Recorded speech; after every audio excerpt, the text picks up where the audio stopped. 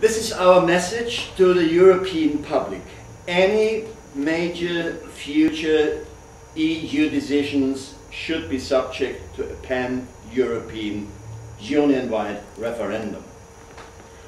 We demand a First Amendment, a citizens' amendment to the Treaty of Lisbon. And the vehicle which can allow us to do this is by building on key elements of the Treaty of Lisbon and on the means of the European Citizens' Initiative set out under Article 11.4 Treaty on the European Union in the version of the Treaty of Lisbon. So you could ask me, why do we feel that there is a need to do this?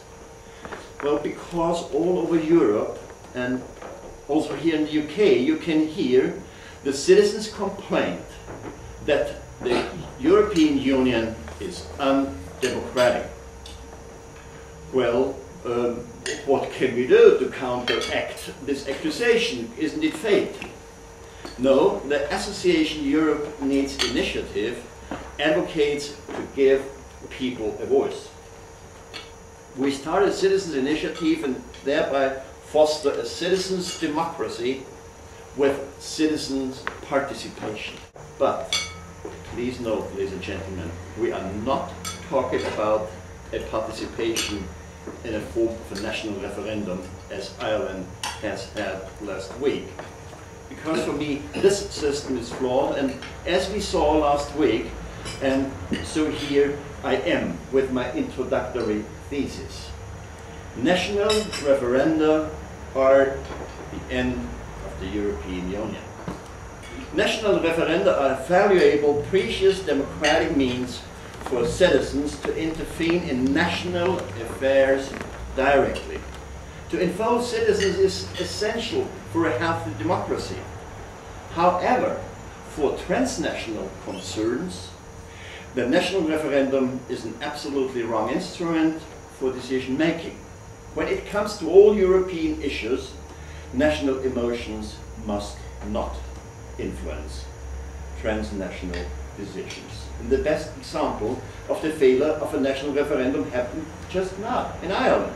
We have just experienced how the Irish No is currently blocking the ratification process of the Treaty of Lisbon.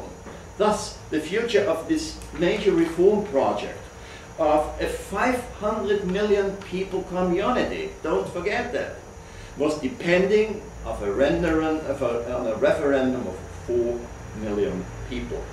In short, a national referendum determining the fate of a union of 500 million people is simply the wrong approach for me. However, with greater consent from a majority of people on truly striking issues, the voices that request a national referendum will get louder inevitably. And governments will likely not resist.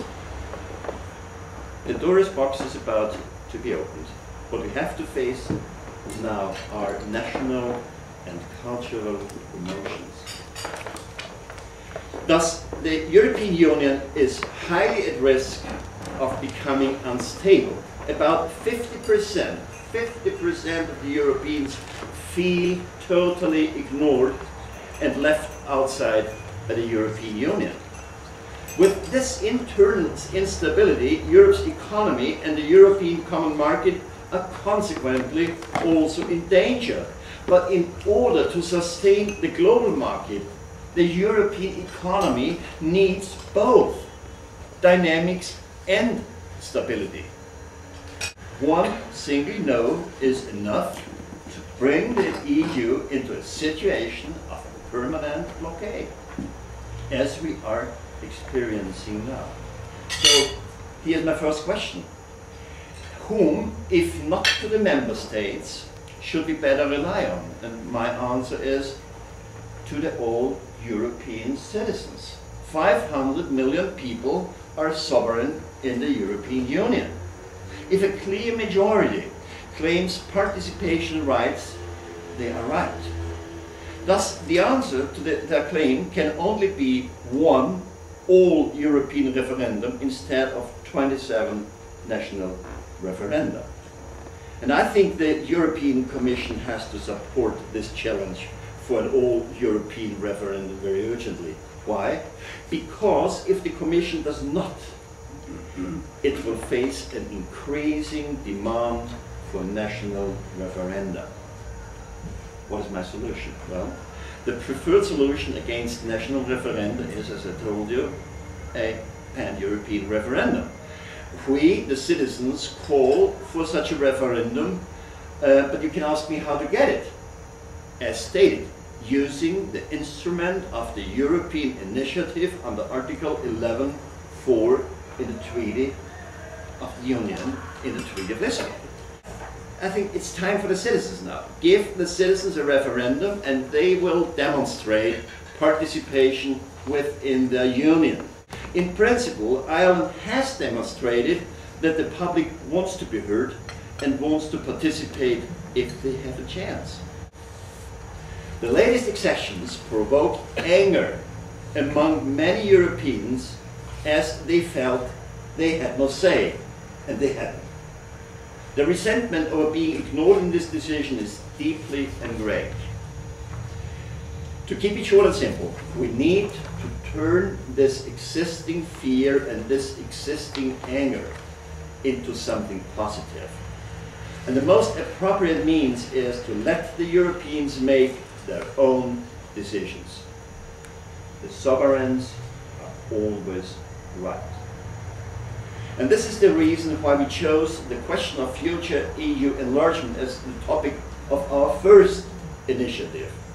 But our second initiative, which we are launching, deals with how the future president of the European Council, the shortly called EU president, would be elected. And we propose a direct election of the future EU president by the citizens directly.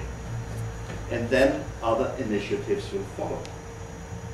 We have put the European-wide referendum into practice. We, the Association Europe Needs Initiative, founded in Berlin, takes the responsibility for starting this first European initiative clearly under Article 11(4), demanding a first amendment to the Treaty of Lisbon. And once again, we proudly call it the Citizens' Amendment. So one can see we do not side with any political party. We have no other goal than advocating the European citizens' democratic rights.